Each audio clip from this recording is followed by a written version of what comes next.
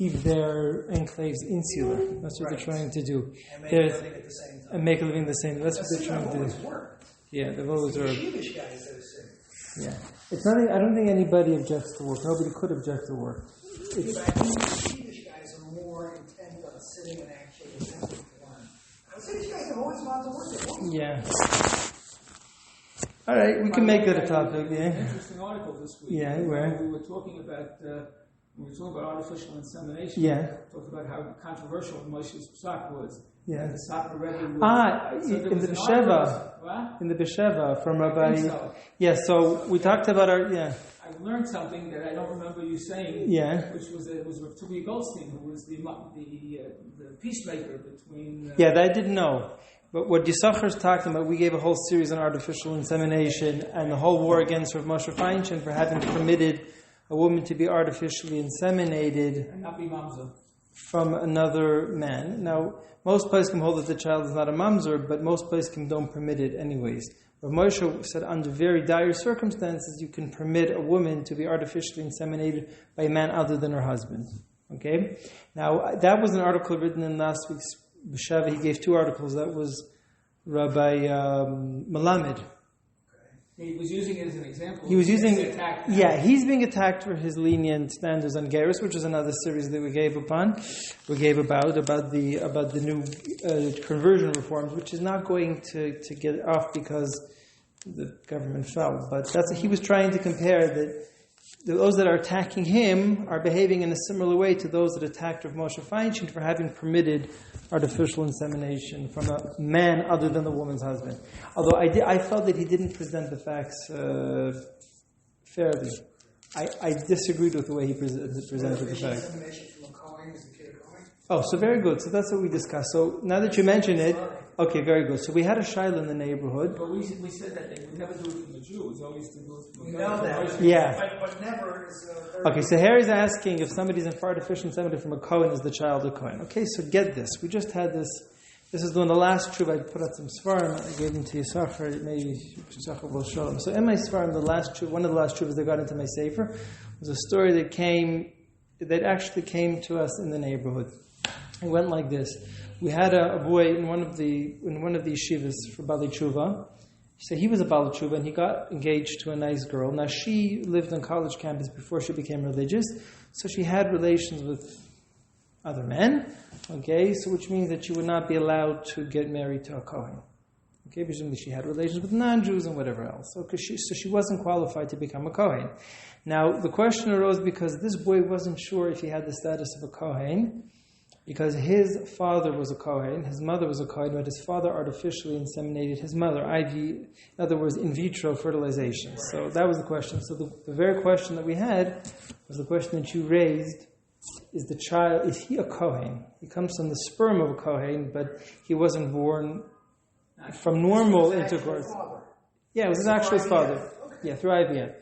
So the Shiur Meisher of Roshal Nathanson already states explicitly in his truth that the child has the status of a Kohen, and many other poskim. Many other poskim. Rav Moshe Feinstein, I found about 7 or 8 poskim. Rabbi Omer quotes the Shiur Meisher, so it was pretty obvious to me that the child has the status of a Kohen, which means that he could go up to the Duchen. And there was the only detractor from this was Rav Aaron Leib Steinman. Rav Aaron Leib Steinman has a Sefer Eyelat HaShachar, and he has also on the Torah, Bereshit, Shema, whatever. So at the end he has some of his comments on the Minchas Chinuch. Now, in his comments on the Minchas Chinuch, he states something very perplexing. He says, yes, a child that's born from artificial insemination will be considered the halachic son of the whoever gave the sperm, but he won't have the getter of a Kohen. And Rav Steinman didn't explain what the reasoning is. I told us in Rosh Hashiva, he stopped, by Rabbi Rev Ozer, he stopped and he said, he stopped in the street and says, why? I have no justification. In as much that he's really the father, why should he not be? Well, it's all the same, it all belongs to the same getter. So I don't think, Rav Aaron Leib Steinman says that in his Sefer, but since he doesn't give the reasoning, I don't think that's an opinion strong enough opinion to contradict the Shalom Meishiv and the Igros Moshe and the whole slew of the poskim that said that the child has a din of a kohen. But that would have been simple. But I'll tell you why the Shaila got even more complicated. The Shaila got more complicated because this fellow's mother, she wasn't religious. And before she married her father, she also went to college campus and also slept around with men. Okay? So his mother, the boy's mother, wasn't either qualified to marry a kohen. She had the din of a halachic zona.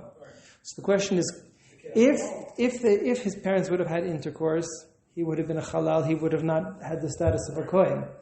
But since he wasn't produced by intercourse, is he a kohen or not? So I wrote a whole tshuva of it. I was mechich from the Gemara in Kedushin Ein Zayin. It's a long Gemara. I don't want to complicate it, but I was mechich from Ein Zayin that he has a din of a kohen. A halal can only be produced by an illicit intercourse. So if a kohen marries a zona or a grusha, so because the child was produced from an illicit intercourse, you produce a halal. But if there is no illicit intercourse, then the child is not a halal. So I found a tshuva also from Rabbi Al-Harar. He's the Rosh of Beit Din Yerushalayim. He had a very similar case come before him. He has a tshuva called Minchas Ash, not Minchas Ash of Asher Weiss, something Asher. So he said he also has a similar case like that. He said there was a case that came in from the Beis Din in Yerushalayim, also very, very similar circumstances. This child was born from his mother's second marriage, so she was a grusha, so she would not be allowed to marry a kohen, but she married a kohen anyways. It says that his parents were married off by a reform rabbi, because no Orthodox rabbi would be mekadesh a kohen together with a grusha. But that doesn't matter. The fact is, but again, the child was born from IVF. The child was born in vitro. So since the child was born in vitro, Rav Al-Chara gave the same ruling, right, that the child is a kosher kohen. Because if there's no intercourse, there's no halal. A halal can only be produced by intercourse. A halal cannot be produced from IVF. So that was the typical debate that we mentioned before. If Moshe Feinstein ruled based on the Hagos Rabbeinu Peretz that's quoted by the Bach and the Taz and Kuf Tzadeh and Yardea, that you can never produce a mamzer unless there's intercourse. So therefore, a woman is artificially inseminated by a man other than her husband, the child is not a mamzer. Some poskim wanted to disagree. Bar Luai, Levi, they found some obscure sperm. So I mentioned to this. We talked about that too. So we talked. Rav Moshe Feinstein has a fascinating chiddush. Now this chiddush is much more controversial. Now most poskim agree that you cannot produce a mamzer out of nothing unless there's intercourse. In other words, to confer the status of mamzer, you need to begin with intercourse. If there's no intercourse, you can never confer the status of mamzer. Rav Moshe Feinstein has a very big chiddush that most of the poskim don't agree with. Rav Moshe says even if you have a pre-existing mamzer, if he artificially inseminates his partner, the child won't be a mamzer. That's already a big chiddush of Rav Moshe Feinstein. So if she's a mamzeres, the child will be a mamzeres on account of having been born from a mamzeres. But the nafkamina would be that if you have a mamzer who marries a gioret, for example, a mamzer is allowed to marry a gioret, so you have a mamzer and a gioret. Now the children, normally speaking, would be mamzerim, but according to Rav Moshe Feinstein, you have a strategy how to avoid conferring the mamzer status on the children by having children with IVF. That was Rav Moshe Feinstein's chidush, and a lot of poskim object. Now you see there's a little bit of a difference. Everybody agrees that if you don't have any pre-existing mamzer, you cannot create a mamzer through IVF. That's Rav Moshe Feinstein ruled, that if a woman is artificially inseminated by a man other than her husband, the child is not a mamzer. But this is more of a chidush. This is saying you already have a pre-existing mamzer who was born from illicit intercourse, and you want to say that he doesn't confer his status onto his offspring because he bore offspring through IVF. So that's already a much bigger chiddush from Rav Moshe. A lot of poskim object to that. In Israel, they push IVF enormously. So what do the birth certificates say here? So the poskim rule that the child is considered is a halal. What is the birth certificate? The birth certificate identifies the father. The one who donated the sperm is identified as the father. Okay, that's the way it's ruled, and that's what Al-Chara wrote in his Tshuva that in the Rabbanut, this child was registered as a kohen. His father was a kohen. The problem was that his mother was a grusha. The Chiddush was that the IVF, there's no status of Chalalut that's conferred unless there's intercourse, and Rav Moshe's Chiddush is even further. Moshe Feinstein says you don't confer Mamzerus unless there's intercourse. Kahuna, the status of priesthood, that is conferred by even through IVF. So would an IVF boy be allowed to marry his father's sister? No, he wouldn't. And that's exactly what the Rabbeinu Peretz, the Ghost Rabbeinu Peretz and Kuf Tzadihei, quoted by the Bachan Taz, said. They said they had this custom where a woman wouldn't lie in the bed sheets of another man because they were concerned for the highly remote possibility that a man left sperm on the sheet and she would become artificial inseminated. I'm not getting into the scientific veracity or likelihood of something happening, but they said they were concerned about a woman lying on the bed sheet of another man. And he would mistakenly identify his father. He would think that the father is the husband of his mother, but that's not the real father. The real father is whatever stranger deposited sperm on the bedsheet, and that might lead him to marry a sister, which is not so unrealistic because somebody told me that there's somebody alive today who gave over 100,000 sperm donations. So, which means that it's not completely impossible for somebody to marry. Yeah, yeah. Megillah with gatherings, where they all get to get all these half siblings. All these half siblings, right? And I remember reading in the Besheva when they ran an article. So whoever does permit artificial insemination has to take it from a non-Jew because then he won't have the status of father because it comes from a non-Jew. So according to this article in the Besheva, he says that there's a lot of problems in the system because they're promised they're getting the sperm from a non-Jew and then they're not really getting it from a non-Jew. And there was a story, the Besheva claims, there's a verified story where she found out that she had a sibling on the block. So that wouldn't be completely impossible that she might end up marrying a biological and a halachic sibling. Okay, so what does this have to do with Heter Mechira? Very little, but it's fine. It gives me a little bit of a chance to calm down, okay? So we're talking about the Heter Mechira. So the Heter Mechira is by far the most complex subject we've ever covered. Right? There's no other topic that required this many shiurim to cover because there's so many aspects. There's so many. It's really one topic that includes like 6 or 7 topics. So I'm just going to give every week when we discuss the Heter Mechira, I'll just give a little bit of to open up the shiur to give a little bit of a quick overview, right? Who took part in this controversy? Now, the first marmokim in the sheet is from the Igrot Torah, from the letters of Rav Kook, Zecher Tzaddik Livracha. So, according to some historians, the opposition to the Heter Mechira gained a lot of traction the moment that Rav Kook gave his support to it, right? I remember I was reading in one of the Eid HaCharedos, they said the Tzion Sharav. That's how they call the Rav Kook, the Tzion Sharav. So this is as soon as Rav Kook gave his support to the Heter Mechira, so the opposition gained traction. If the Tzion Sharav, if Rav Kook supported the Heter Mechira, right, then we have to be against it. Supposedly there was no choice. There was nothing to eat. That's right. There wasn't really a choice.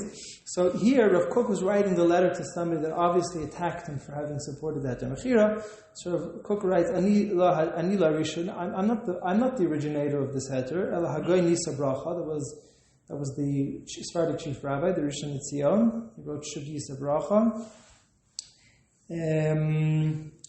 And also Hagon of Yitzchak Chan Inspector. Yitzchak Chan Inspector was the foremost posuk of his generation.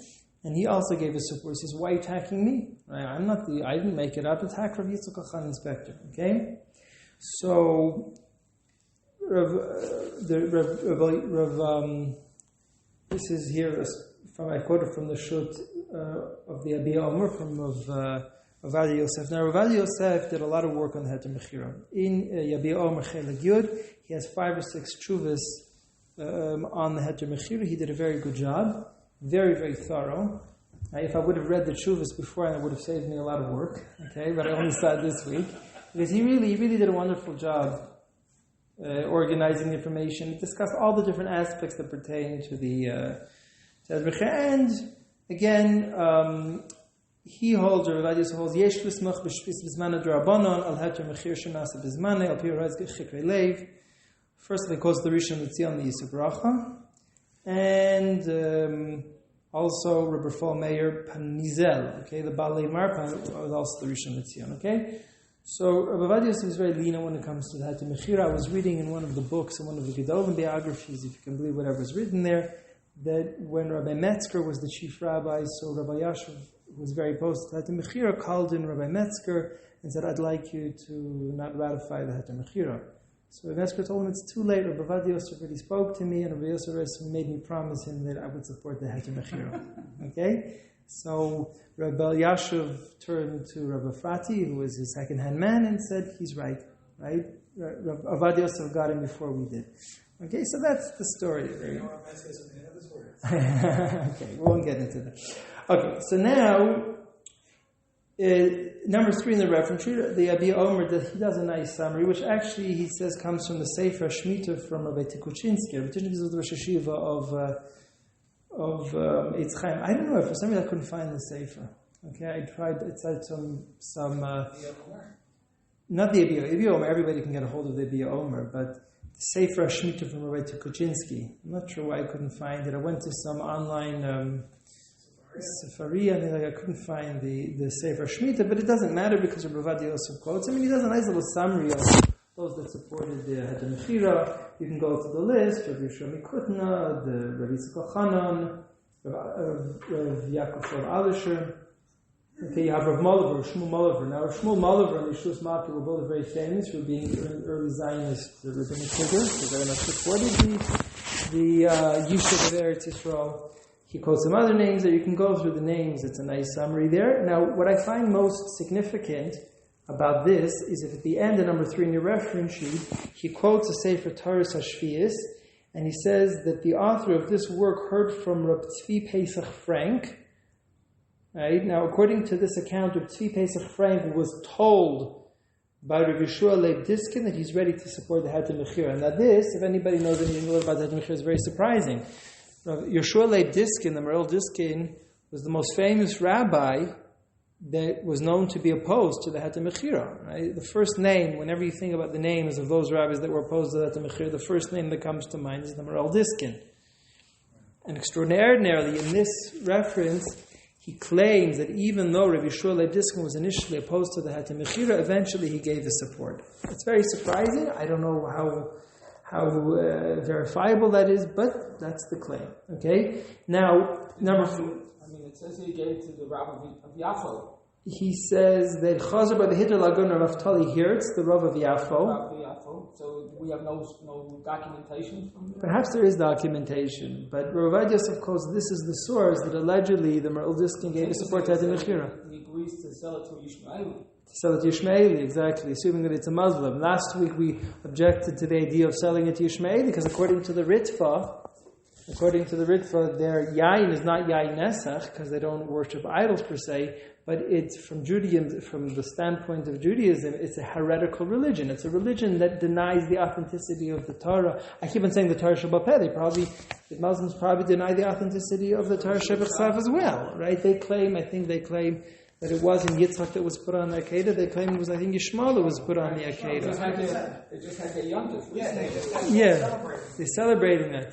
So the Radvaz already quotes the Ritva that a person would have to give up his life in order not to convert to Islam, because it's maybe not idol worship vis-a-vis Nesach, but it's still a heretical religion. It's minus. It's heresy.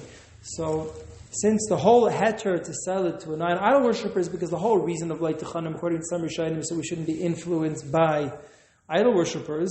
Well, if we don't want to be influenced by idol worshippers, neither do we want to be influenced by members of a religion that deny the authenticity of Torah Shabbat Chav and Torah Shabbat Peh. So therefore, I made the argument that they would have to actually sell it to a Noachite. But you're right, it's a good point. He says over here that allegedly the Merel Diskin permitted Rab Naftali Hertz to sell to a Yishmaeli. Okay? Now, the truth is like this. There already was in Chevron, 100 years before this major Heter Mechira controversy, there was Heter Mechira that took place in Chevron on a very limited scale, where they sold a few plots of land. That was considered much less problematic than selling the entire country. We said last week, we quoted the statistics, in 2007 they sold 1.7 million dunams of land in Israel at a price of, billions and billions, 70 billion shekel, okay? Why is this different than selling a home? Oh, very good. So that's the crux of the whole issue over here. right? That the whole debate of Heter Mechira, right, revolved around the Indian of selling chametz. Is it the same or is it different? Very different because we discussed that you have to put it into the. That's right. It doesn't go into the land registry. It doesn't go into the tabel. That's one reason why it could not be the same. So today's discussion is going to be very much. So you're right. So the Divrei Chaim of Tzanz already said he has a major problem with the Mechiras Chametz. He says because legally, I don't know, the Divrei Chaim lived in Poland, I think. So he said in Poland, legally, for a document to be legally binding, it had to have been written in Polish. And he says, we were writing these shtaros in Yiddish. So what happened is actually the Baal HaTanya, the Graz, was actually insistent from then on to write the shtar in the legal language of the land because he said he was concerned that if this document, and Chasam Sofer will see this true for the Chasam even this. I wanted to finish up at the Mechira this week, but I just can't do it. There's too much to talk about, so it's going to be at least this year and then next year, then we're going to have to move on to something else. So the Chasam Sofer said that Rav Baruch Tam. Rav Baruch Tam was the father-in-law of Rav Chaim Yitzhak. Rav Baruch Tam was a very great Gaon, and he already raised objections to the he said every single shtar, every single document needed to have the stamp of the Kesar, the official, and he said they weren't having the stamp. So the Chasam Sofer says it doesn't matter. He says in fact there was even an informant. An informant came to the Kesar. What's the word in English? Not the Caesar, the Kaiser, the Tsar, the Kaiser. That's the word I'm looking for. So Rav Chaim, he says, Baruch Tam had an incident in a city where an informant went to the Kaiser, the Tsar, the Kaiser, whatever it was, and he says those Jews are selling chametz, and they don't have any legal stamp to. So the Kaiser said it's fine, it's okay, it's just a religious formal ceremony. That's all it is. He said it's fine, I don't care. So if it's not legally recognized, we have a problem. Blah blah blah. Chasam Sofer says it doesn't matter. If it doesn't bother the Kaiser, it doesn't have to bother us. There's no issue of that. It doesn't bother him, so it doesn't need to bother us either. So the Chasam Sofer was very dismissive of this concern that the Baruch Tan had, that the Kaiser said it was okay. Okay, now this is the Yeshuas Malka. Now apparently you can see from the Yeshuas Malka, this is the great Yeshuas Malka, also very early Zionist Rabbi, you can see from his letters that he was being harassed for his support of the Heter Mechira. So somebody wrote to him, Yechiel Sheyichye Av Bezdin de Alexander, okay, whoever that is, I'm not familiar with who that is. So he says, I don't know what you're getting all angry about. That's the point that you made, Harry. He says, why is it different than selling chametz? They didn't just sell chametz. They know that the firstborn of an animal had to be given as a carbon. It's a big headache. Today there is no Beis HaMikdash. You have to wait for the firstborn to get a mum, to get a blemish, and then you can eat it. So what do? They used to sell their animal that was pregnant, that was slated to give birth to a firstborn. They would sell it to a non-Jew, and this way they would avoid the problem of the child being, this was common practice. So the Yeshuas Malka says, what are you getting so angry about? Well, I don't know what the big deal is. What's the difference between that and Mechira selling the chametz before Pesach? What's the difference between that selling a bachar, a firstborn? In the States, I know. With a guy. Yeah, they should it with a guy. Exactly. Also, probably the same thing. They want to avoid giving the chazav shaykh. According to the Torah, the breast and the shaykh, the arm of the animal, has to be given to the kohen. If if the chayrim, not 1 minute, it's not the shayk. Chazav shaykh is from a carbon shlamim. The zroya l'chayim keva. The zroya is the arm, keva is the stomach, and the zroya is the cheek, which includes the tongue. Now, if the butcher shops, can you imagine if when they shech thousands of cows, if they'd have to give the zroya and the l'chayim to keva to a kohen? This would cost them a fortune. They can't afford to do that. That would hike the price of meat, right, a ton, especially since we don't even eat half the animal because of the whole concern of they cut off half the animal and they give it to the Arabs. In Israel, they don't use the back half? They don't use the back half. Some of the Sephardim are more makel, but even the back half.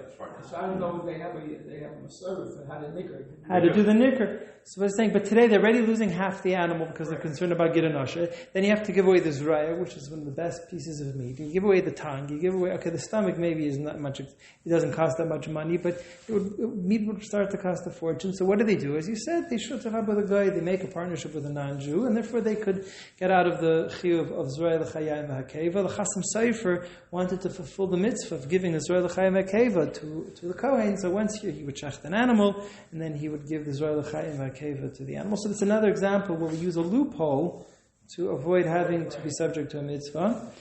And then there's a big chiddush that comes from Yeshua's Malkai. Yeshua's Malkai says, what happened to the Haftacha of Tzivisias Brachasi? The Torah says that if you observe the Shemitah, I promise you that I'm going to give my blessing, and then you're going to have lots of bounty.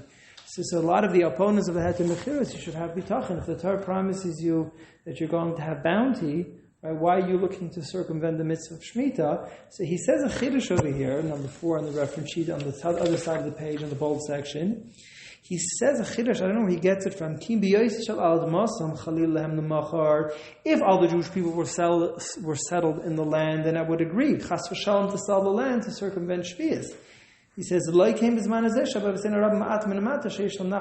only a few Jews that have plots, so therefore we don't have the bracha of tzivisias brachasi. It's a chiddush. He holds that tzivisias brachasi, the promise is when we are settled in the land. He says, today when only a few Jews have plots, in Eretz Yisrael there's no promise that God will give his bounty. Chiddush of the Yeshua's Malkai. And here comes a line. I find this very interesting. I don't know where he got the beginning of the second paragraph there, but also the whole section. It says, Gedoyle Rabbani Asfar. Remember the two Rishon LeZion, the Sephardic chief rabbis, they were the first to approve of the Heter Mechira. So he says, Asher Tziparnim Avim Mikreisim Shechachmei Ashkenaz. The nail, the fingernail of those of the Chachmei Sfard, of the Sephardic sages, are thicker than the keres, than the loins of the Chachmei Ashkenaz. That's a bold thing to say. I mean, the Chachmei Ashkenaz were no chopped liver. The Moral Diskin, the Beis Halevi, the Aruch HaShulchan, there were many great Ashkenazic rabbis that were opposed to that in Mechira. But the Yeshua's Malka makes the extraordinary claim that the Chachmei Sfarad were way greater than the Chachmei Ashkenaz. Okay, that's an extraordinary thing. I'm going to open the window.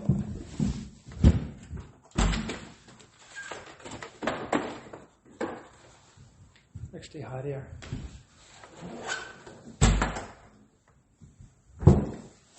It's funny, I find it always amusing how some of the rabbis, they used to have this debate. Great rabbis used to have the debate of my rabbis are better than your rabbis. The Marshal had this debate with the Beis Yosef. The Beis Yosef said, the Rambam is way greater than Rabbeinu Tam and the Ri. Balei Toisus. He says, Godel b'minin uve, and then the Marshal is like Dama says, no, my rabbi is greater. The Rabbeinu Tam and the Ri was greater than the Rambam. It's almost this debate: who's better than, right? My rabbi is better than your rabbi, right? For some people it might be childish, but for a lot of Gedolei Olam, they took this debate very seriously. Okay, so anyways, but here what's interesting is that you have an Ashkenazic rabbi saying that the Sephardic rabbis are greater than mine. Right? He said the Sephardic rabbis are greater than the Ashkenazic rabbis.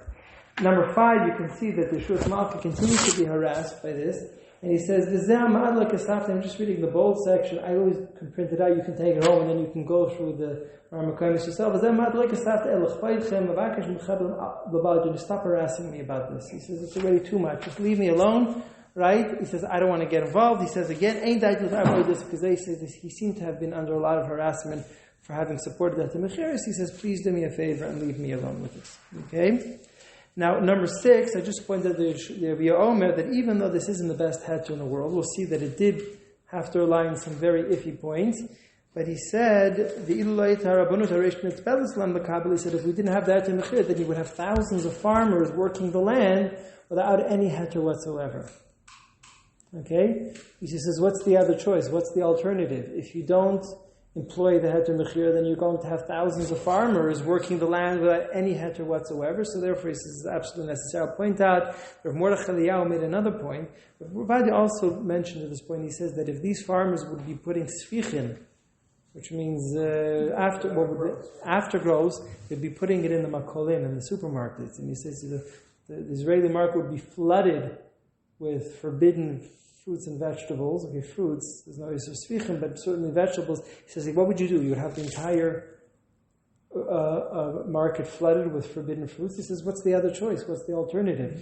He says, Mordechai made another point. He says, if you take money and you take a coin and you buy a fruit or a vegetable of Shvius, what happens is that the sanctity of the fruit also goes in the money.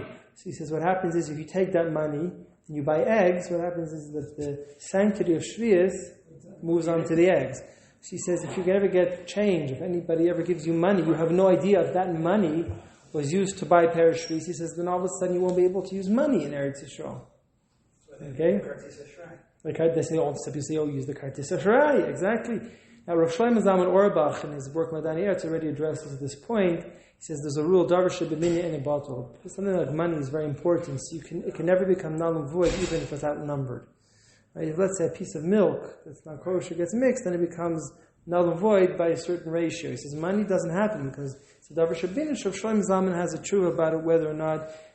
He says, even Rav Shlomo Zalman admits in his truth that if you see somebody putting money, right? If somebody went to the Makolah and bought some bananas of Shvius, and then he goes to the court and he buys something, even if he buys milk or eggs in a certain Makolah, he says, you're right, all the money in that shop has to be subject to the suspicion that maybe it's been nitfas b'damim, so it becomes a big mess if you don't have because of the chashivas of money. Money never becomes null and void because money is something that money is even more than a davar sheb'minyan. There are three levels. There's a davar sheb'minyan, it's something that's counted individually. It's like a marachud and doesn't become multiple. But money is mamish something chashiv. It's something very important. Every coin is precious. Every coin is important. It can never become null and void by a certain ratio. Okay, so therefore you're going to get into a mess. Now, number 7, it was well known. Number 7 on the reference sheet, the Chazon Ish was the greatest opponent to the Heter Mechira.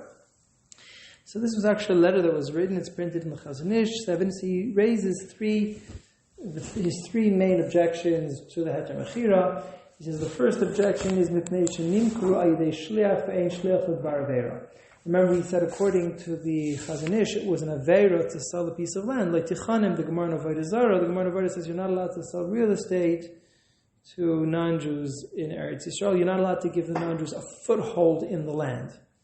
So he holds that it's an aveira to sell the land. So saying if a farmer appoints an agent to sell land on his behalf, whether it be the Rabbanut, so he says that according to the Chazon Ish, the farmer is appointing the Rabbanut to execute an aveira. What happens is if you appoint an agent to execute an aveira, then the shlichus, the agency, becomes null and void. But the Rabbanut would be the same thing as like prosbul, because it's the Rabbanut.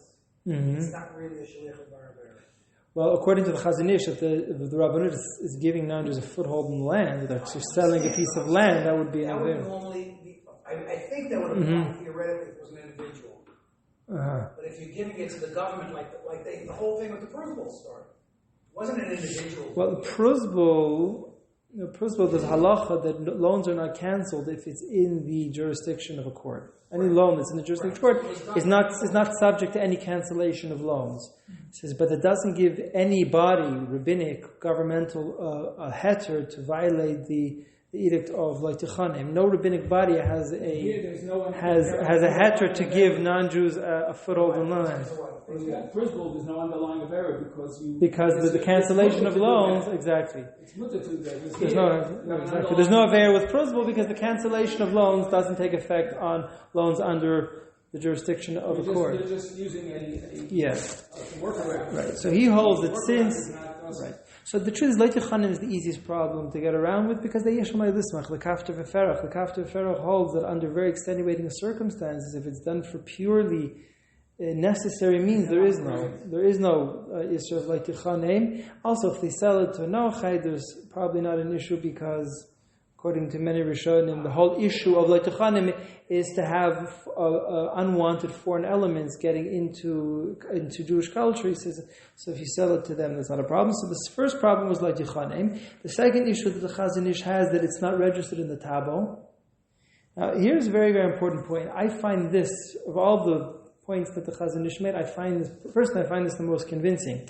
He's the second argument of the Chazon Ish. He says, what if the Arab decides he wants to keep the land? It's not a totally unimaginable scenario where the Arab decides, you know what, I want to keep this land. It's promising. And then he would go to court. He wouldn't be able to enforce his purchase in court. The court would say it's not registered in the Tabo. So therefore, if he cannot enforce his purchase in a court, so there's no Gemiras Das, so therefore the whole thing is not a real sale. Any purchase that's not enforceable doesn't have real. Isn't most of the farmland in Israel owned by the government? Oh, very good. So we already made this point. There's a very good point, Rabbi Gorin. So thanks to Menachem Nussbaum told me that he found in the writings of Rav Kook. That Rav Kook discovered that at the time, the official ownership of the land was the Turks. The Turks owned the land, and most of the land was being taken on lease. So that already made the problem. That made issues less problematic. But what happened is that Rav Goren already raised the issue. I see that I get it on this. Did I manage to get it on the reference sheet? I think the majority of the land is the country. Yeah, so the majority of the land is owned by the JNF and other bodies, and then we have long-term. Well, certain areas are owned by the Greek Church, like here in Yerushalayim, all around, and then other areas that are owned by the JNF. Even some of the Greek Church land is leased by the JNF, the intermediary. Right, exactly. So you have parties that... Very good. So if you jump to number 32, since you raised it, you want to jump a little bit, jump to number 32 on your reference sheet. So this was in one of the journals, this was written by Rabbi Zichovsky. Rabbi Zichovsky was one of the prominent dayanim in Eretz Yisrael. So he says this was in the sheet of Tavshin Lamed Gimel, okay? About 50 years ago, okay? So Rabbi Goren raised an issue with the Heter Mechira. Rav Goren said that a lot of the land is owned by certain national bodies. So he says even if, let's say, the person that most people consider him the owner of the land, but technically, according to the law, he's just taking the land on lease. So he says if he sells the land, he says, but the governmental body, which is Jewish, is still owning the land. Rav Goren wanted to object to the entire Heter Mechira because of that. Oh, because of that. Yeah, Rabbi Goren wanted to say that it's not good enough. So what did they need from then on? Ultimately, you can't even sell the land. You can't sell the land. Assign a lease. Correct. You can assign a lease, but you can't sell the land. Halacha, if you want to uproot the sanctity of Shvius in the land, right, it's not good enough just to lease it to a non-Jew. You actually have to sell it to a non-Jew. So Rabbi Goren, that's why after Rabbi Goren raised this issue, so what happens is that you have the government selling millions of dunams for billions and billions of shekel. What, the JNF or whatever, I guess whatever. I don't know how it's done. How is it executed? Right? Whoever is the official owner, I think so, maybe. I'll add something to look into. According to Rabbi Goren, if it's a piece of land that's owned by the JNF, Rabbi Goren said it would actually have to be the JNF that's signing the sale, that's actually selling it to a non-Jew. You're renting an apartment. Yeah. You can't go call some Arab and say, "Here, I would like to buy my apartment." Yeah, a renter can't buy it. Sub-rent lease it to him. Or sub-rent, but you can't sell it. Assuming that you hold that you will know free is not cheap. Right. Okay.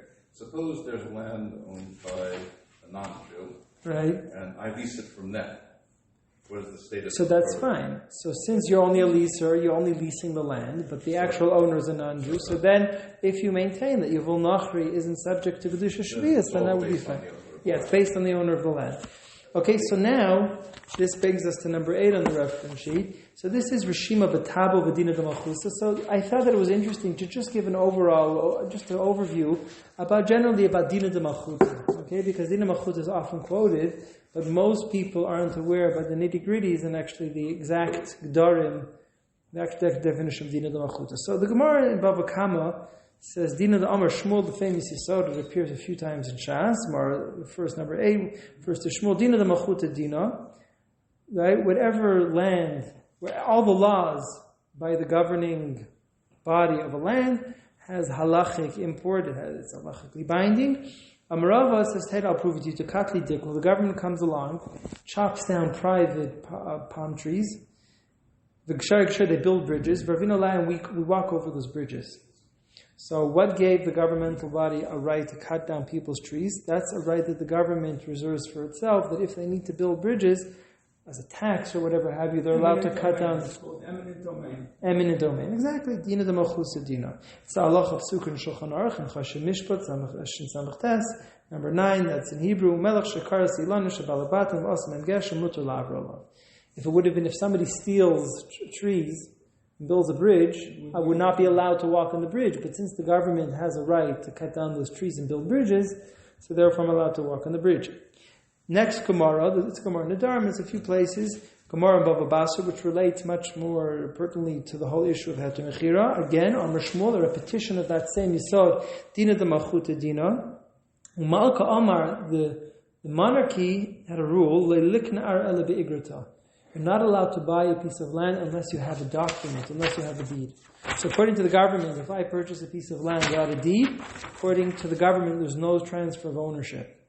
Okay, so you see, this is already getting closer to our subject of sales. That's the laws today. Exactly. You need to go to a legal notary that's recognized by the government who will notarize the property. Otherwise, there's no transfer of ownership. So therefore, even today, he learns Choshen Mishpat, he's an expert in Kinyanim, how exactly, according to Halacha, how do you assume ownership over a piece of real estate, but he doesn't register with a notary, so it's not his piece of real estate, even according to the Halacha.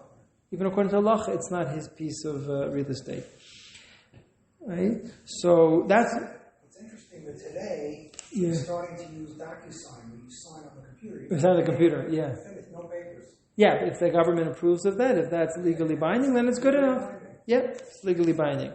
Now, the truth is, what is the root of Dina Malchut Dina? What's the root of this halacha? What makes the law of the land halachically binding? So the Rashbam says, if you look at the bold section there,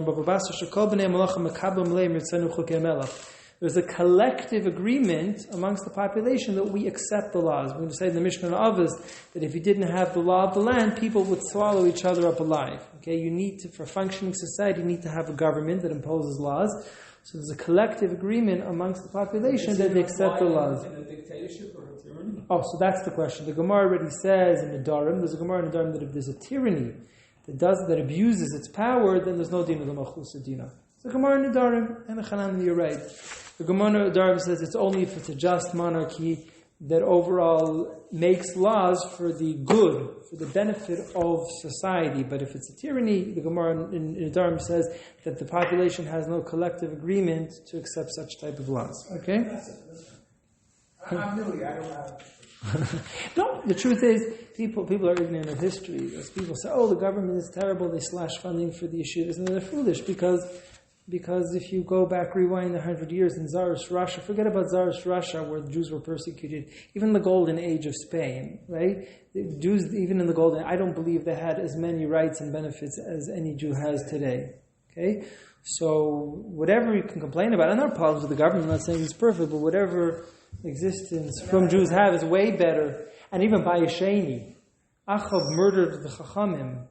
Right? You had Malachim, both from Malchus Beis David and from Malchus Yisrael, that did the most horrible things to persecute religious people.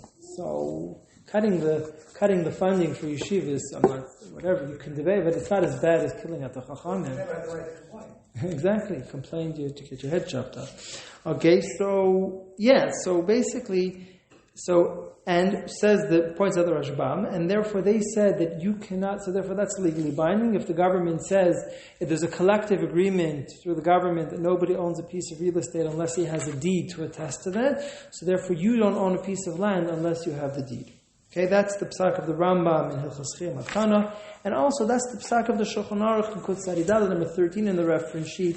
I'll read the Shulchan Aruch in Din Oisa HaMelech u'Mishpat Sheliska B'Karka Elim Shekasta B'Shtar. If there's a law in the land that you don't own a piece of land unless you have a deed, and any similar laws, Allah accords with the Dina de Malchut Dina. Okay, so therefore, basically, if the Gemara and the Shulchan Aruch are telling us that if you cannot produce a deed, the land is not yours, because that's the law of the land, well, the law of the land also is that you have to have the real estate registered in the Taba for it to be yours. So that's why the Chazon Ish and many others raise this problem that if the sale is not registered in the Taba, inasmuch the Din of the Malchus says you have to own it. Now, you could say that here the government is mochel, and inasmuch that we accept the authority of the government that says you need to have your real estate registered in the Taba. In this case, they say it doesn't bother us, so we'll let it pass. Okay, you can make the argument. That was the argument the Chasam Sofer wanted to make with Mirchas Chametz. The Kaiser doesn't care that we didn't put a legal stamp on the sale of Chametz, so neither do we care. I mean, the law is only binding because of the Caesar, and he has the prerogative to be moichel, to forego a certain law. But the problem is that it's more so because the Chazon Ish said that if the Arab decides that he actually wants to keep the land, he won't be able to enforce the purchase in court, so it's more. Right? So, as you may be able to get around the problem of Dina de Malchus Dina, but how could something be legally binding if it's not enforceable in court? Okay. I'll just mention briefly, I'm not going to go through all the Marmakaimis, there's a machlokes between the Rosh and the Rambam. According to the Rosh and the Ramban, it's basically a machlokes. On one side of the machlokes you have the Rosh, the Ramban, the Rajban, the Ran, versus the Rambam and the Gaonim. Okay? They have the following machlokes. What happens if the government makes a law that doesn't benefit the good of society? They have a law. Okay? Some arbitrary law. Why they wanted to enact that law?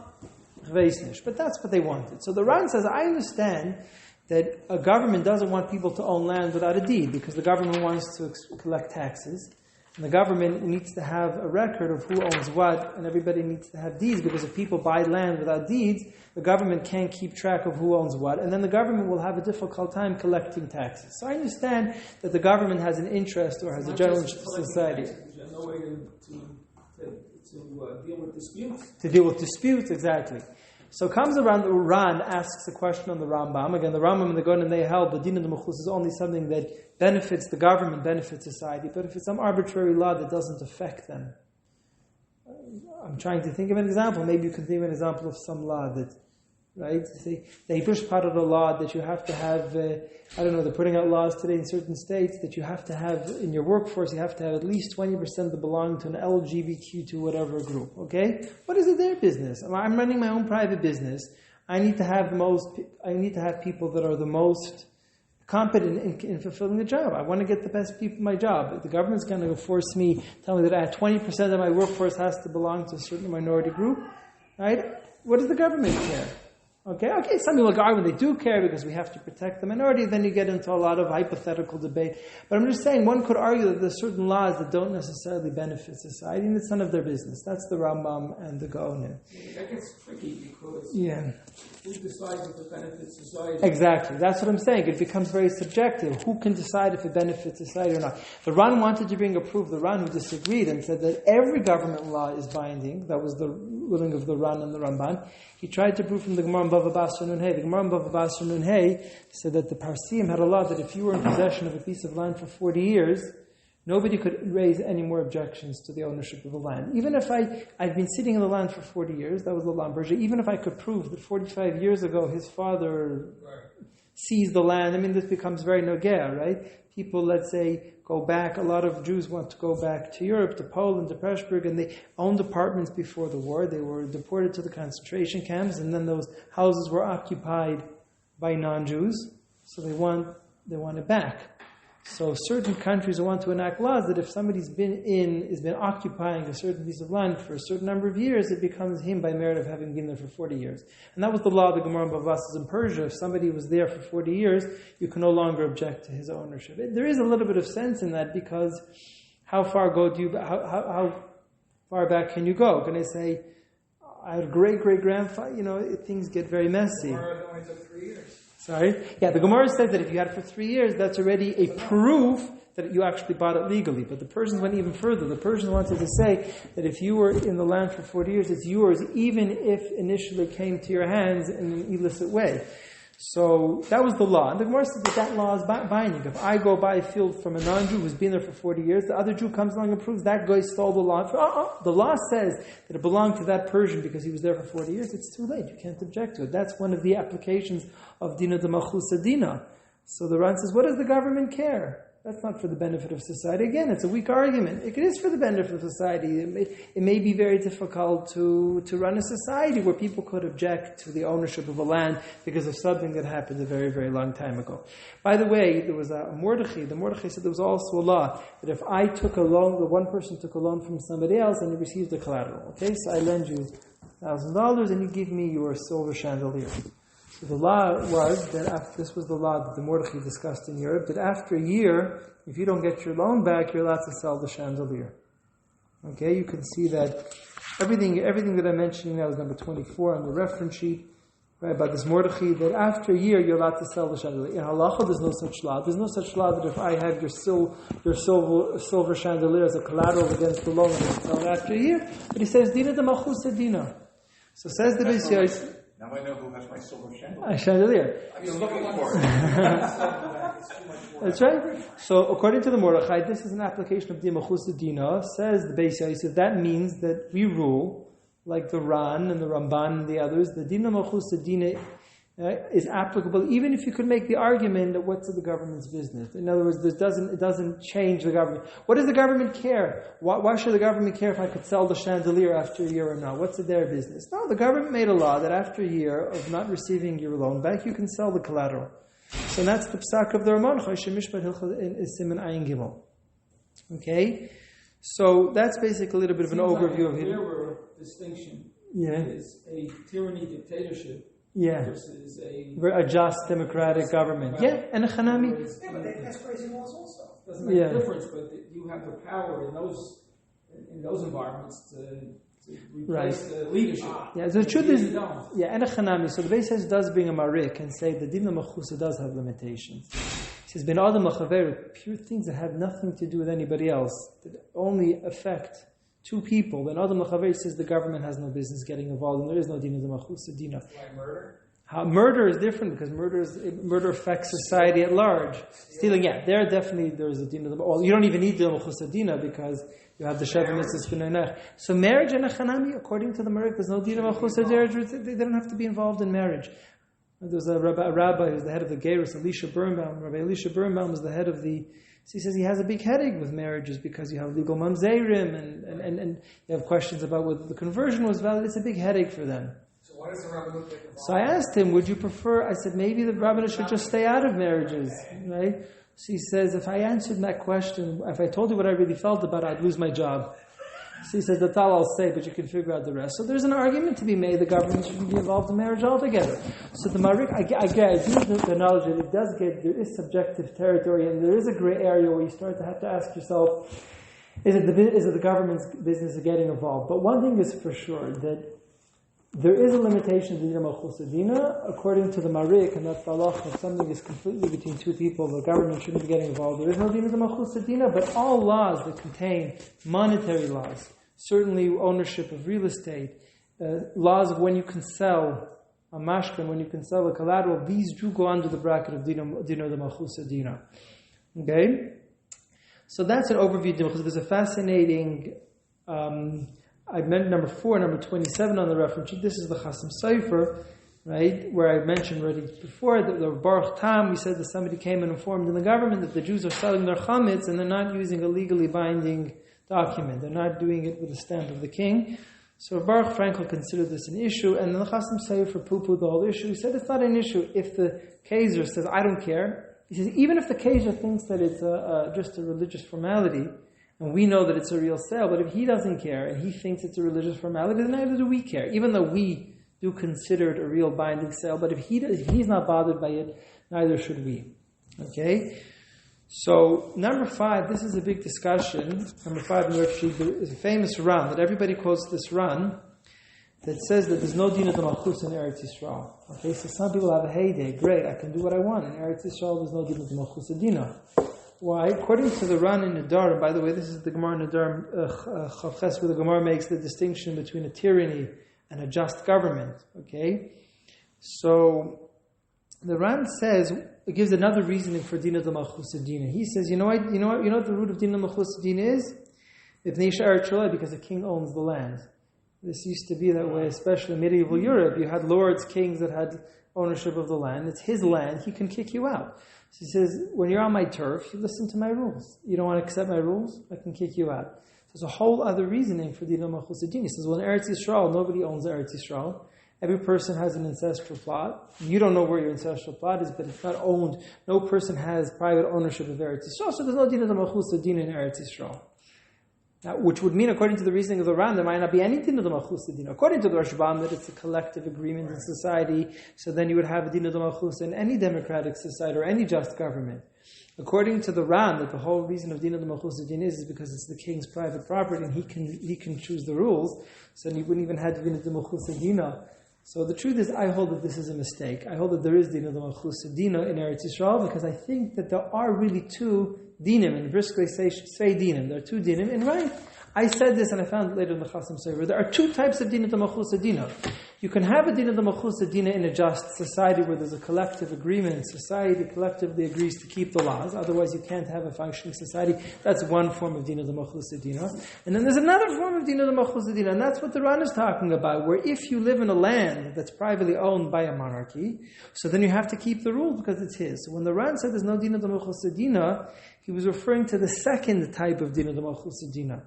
But if there's a just government in Eretz Yisrael, like today, we have a government that's for the benefit of everybody, because if you didn't have a government here, right, we'd be living like in North Korea. We wouldn't have a functioning society, right? I remember I once had a taxi driver, and even an Arab taxi driver, and he was complaining about the government. He was kvetching and complaining how bad they are. So he said, I want to have one question for you. He said, what other country in the Middle East would you rather live in? That was the question I asked him. Right. What other country in the Middle East would you live in? So Syria? Yeah, that was your French in Syria. Iraq? Iran? Even Jordan, that has some sort of democratic process. I think that any Israeli Arab is better off here than in Jordan. Even Jordan, it's not as bad as Syria or right? So therefore, we have a government here. It's for the good of everybody. So I think that from the second din of dina malchus dina, of course, there's a dina malchus dina in Eretz Yisrael. I found it in the Shut Chasim Sofer number 31 in the reference sheet. Okay, what does the Shut Chasim Sofer say? Look at number 31 in your reference sheet. Nirali Deloit Polig. He says, I think that there's no disagreement between the Ran and the Rashba. When you're talking about taxes and tolls,